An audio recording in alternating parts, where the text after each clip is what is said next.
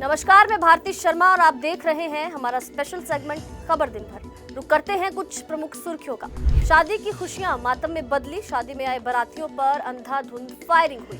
Shambhu border पर किसानों को रोकने की तैयारी, पुलिस कर रही है वाटर कैनन को टेस्ट। टाटा पंच से टकराकर BMW हुई चकनाचूर, गाड़ी का क्राइम कनेक्शन भी आया सामने। अनिल विज की किसानों को सलाह, कहा इजाजत लेकर आगे जाएं, बिना इजाजत के आगे ना जाएं किसान। गुरुग्राम के GAV इंटरनेशनल स्कूल में पहुंचे राज्यपाल, स्कूल में हुआ वार्षिक महोत्सव। यमुना के पानी से हो सकता है कैंसर, पीने और नहाने लायक तो छोड़िए, छूने लायक भी नहीं है ये पानी।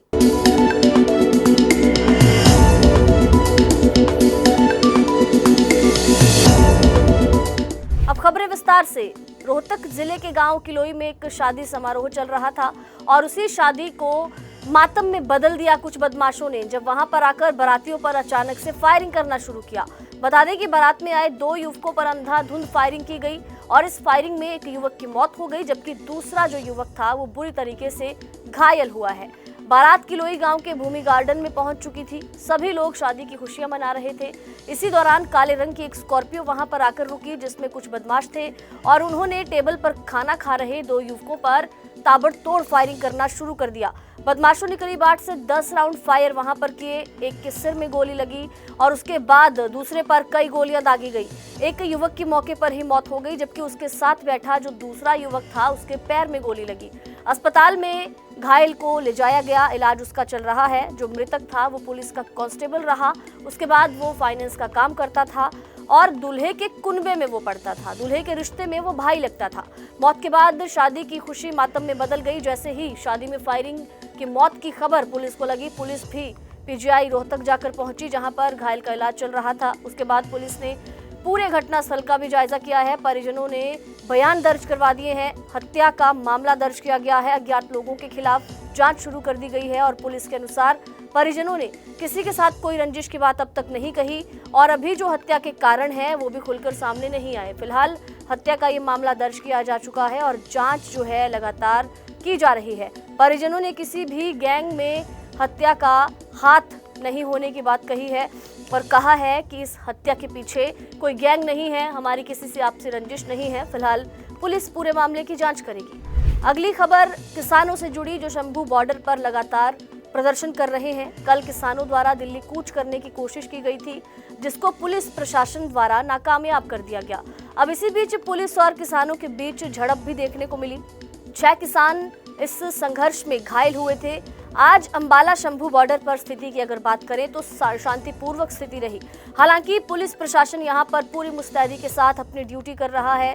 पंजाब और जम्मू कश्मीर की ओर जाने वाले लोगों को रास्ता बंद होने के कारण काफी परेशानियों का यहां पर सामना करना पड़ रहा है। लोग सरकार से अपील कर रहे हैं कि किसानों से बात करके रास्ते को खोला जाए, ताकि लोगों को किसी तरह की कोई परेशानी ना हो। कूच करने की कोशिश किसानों ने की थी, पुलिस प्रशासन द्वारा उसको नाकाम कर दिया गया। इसी बीच पुलिस और किसानों के बीच संघर्ष देखने को मिला। इसी संघर्ष में 6 किसान घायल हुए और शंभू बॉर्डर पर आज पूरी तरह से हालात सामान्य रहे, शांतिपूर्वक स्थिति रही। हालांकि पुलिस यहां पर पूरी मुस्तैदी के साथ डटी हुई है, अपनी ड्यूटी कर रही है, लेकिन पंजाब और जम्मू कश्मीर की ओर से जो लोग आ जा रहे हैं उन लोगों को रास्ता बंद होने से काफी परेशानियों का सामना करना पड़ रहा है। लोग सरकार से अपील कर रहे हैं कि किसानों से बात की जाए, रास्ते को खोला जाए, ताकि ये जो परेशानी लोगों को हो रही है ये ना हो। 13 फरवरी को किसानों ने दिल्ली कूच करने का ऐलान किया था। 11 फरवरी को ही हरियाणा पुलिस द्वारा शंभू बॉर्डर को बंद कर दिया गया था और तब से लेकर आज का दिन है कि दिल्ली अमृतसर हाईवे बंद है। करीब 9 से 10 महीने इस पूरी वारदात को बीत चुके हैं। पंजाब और जम्मू कश्मीर जाने वाले लोगों को काफी परेशानियों का सामना करना पड़ता है और किसान नेताओं की ओर से दिल्ली कूच का फैसला कल टाल दिया गया था। नेताओं ने प्रेस कॉन्फ्रेंस की थी, कहा था कि 1 दिन का समय सरकार को देते हैं बातचीत के लिए, अगर कोई हल नहीं निकलता तो फिर से कोई बड़ा फैसला लेंगे। अगली खबर दिल्ली सड़क हादसे से जुड़ी, जिसमें गेट इलाके में एक तेज रफ्तार BMW टाटा पंच कार से टकराई, जिसके बाद डिवाइडर से जाके टकराई और BMW चकनाचूर हो गई। हादसे की जगह पर कार करीब 100 मीटर तक घसीटती चली गई। इस हादसे में चालक को मामूली चोट आई, कोई पैदल यात्री घायल नहीं हुआ। प्रथम दृष्टया से ये मामला तेज गति या फिर लापरवाही से गाड़ी चलाने का माना जा रहा है। पुलिस के अनुसार बता दें कि कार चालक की जो पहचान है वो की जा चुकी है, उसकी मेडिकल जांच की गई ताकि पता चल सके कि जिस वक्त वो चालक गाड़ी में था क्या उसने कोई नशा कर रखा था या नहीं। घटना के वक्त आपको एक और बात बता दें कि कार में 6ठी क्लास का एक छात्र भी था, जिसे वो चालक, जिसका नाम सुखविंदर था, वो उस दिन स्कूल से घर वापस ला रहा था। पुलिस के अनुसार जांच में ये भी सामने आया कि आस मोहम्मद नामक व्यक्ति ने उस BMW कार को हाल ही में खरीदा है और वो इसका दूसरा मालिक है। वो दुर्घटना स्थल पर उस वक्त मौजूद नहीं था, उसे 2 साल के लिए निर्वासित किया गया था। पुलिस की ओर से कहा गया कि उसके खिलाफ की गई निर्वासन कार्रवाई के कारण उसे दिल्ली में प्रवेश करने की अनुमति नहीं है और उसी की ये गाड़ी है जिसका एक्सीडेंट हुआ। IP स्टेट पुलिस थाने में BNS की धारा 281 के तहत मामला दर्ज कर लिया गया है। आपको बता दें कि धारा 281 में तेज गति से वाहन चलाना आता है और इसी के तहत मुकदमा चलता है।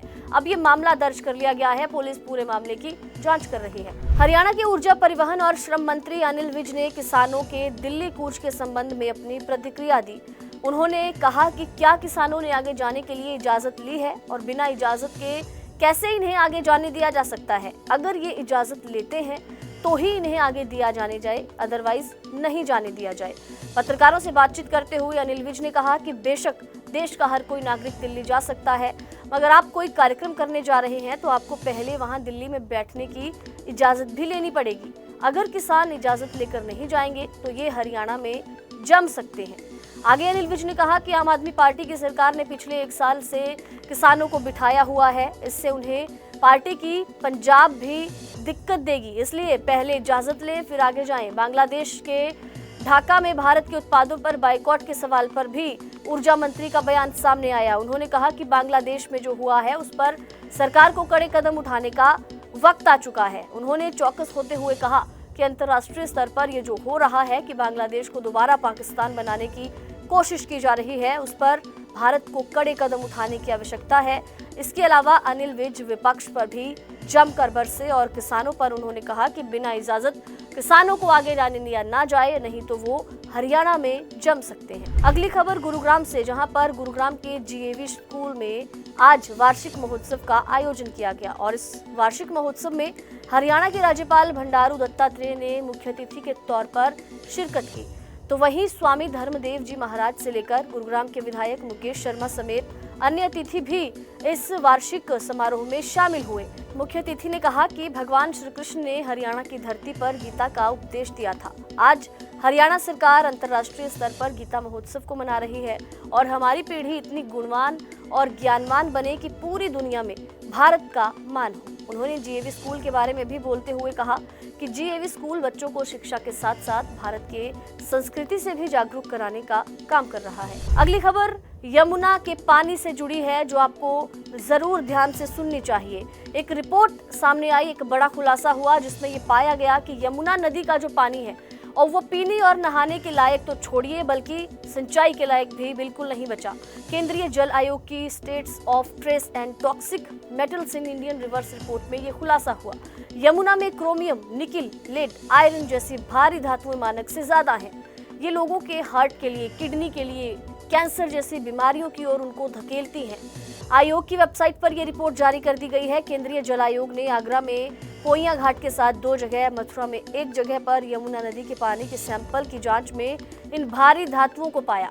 पूरे देश में आगरा और मथुरा उन 187 शहरों में शामिल हैं जहां नदियों में 3 भारी धातुएं पाई गई हैं। जल आयोग ने नदियों के पानी में आर्सेनिक, कैम्बियम, chromium, copper, iron, mercury, nickel, lead और जिंक धातुओं की जांच की थी, जिसमें आगरा और मथुरा में 3-3 धातुएं पाई गई, जिन्हें आयोग ने पानी की सबसे खराब गुणवत्ता वाली कैटेगरी में रखा हुआ है। यमुना नदी के पानी में भारी धातुओं के घुलकर जहरीला बनाने में इलेक्ट्रोप्लेटिंग इकाइयां, केमिकल फैक्ट्रियों का कचरा, वेल्डिंग, रिफाइनिंग, मेटलर्जी, लकड़ी, कोयला जलाना, फाउंड्री से निकला वेस्ट, पेस्टिसाइड, कचरा डंप करना, ऑटोमोबाइल डिटर्जेंट, पानी के पाइप, फर्टिलाइजर का इस्तेमाल, ये सारी चीजें, तमाम चीजें जिम्मेदार हैं। इनसे नुकसान की अगर बात की जाए तो त्वचा को नुकसान है, पेट के रोग इनसे होते हैं, अल्सर का खतरा है, फेफड़ों की खराबी है, इम्यून सिस्टम कमजोर ये करता है, हृदय के रोग आपको लग सकते हैं, लेड कॉलिक हो सकता है, किडनी लिवर फेल हो सकते हैं, फेफड़ों का कैंसर हो सकता है। हालांकि आपके जीन्स में भी बदलाव आने की शिकायतें हो सकती हैं। आगरा में जीवन मंडी और सिकंदरा वाटर वर्क्स हैं। इनमें से सिकंदरा वाटर वर्क्स पर 144 MLD क्षमता का MBBR प्लांट है। यहाँ पर यमुना के पानी का शोधन कर आधे शहर को सप्लाई किया जाता है। भारी धातुओं को जांचने के लिए उपकरण वाटर वर्क्स के पास नहीं है। वहीं पर जल विभाग के पास वाटर वर्क्स पर पानी शोधित करने की पुरानी तकनीक है जो भारी धातुओं को अलग नहीं कर सकती। प्रदूषण नियंत्रण बोर्ड जब फैक्ट्रियों के वेस्ट को यमुना में छोड़ने पर पूरी तरह से रोक का दावा करता है, तो यमुना के पानी में भारी धातुएं इतनी मात्रा में आखिर कैसे मिली? ये कागजों पर लगाई रोक की पोल खोलने वाली रिपोर्ट है, जिस पर गंभीरता से कार्रवाई की जरूरत है। खबर दिन भर के खास सेगमेंट में बस इतना ही। देश दुनिया की तमाम खबरों को जानने के लिए देखते रहिए माई हिंदी टीवी।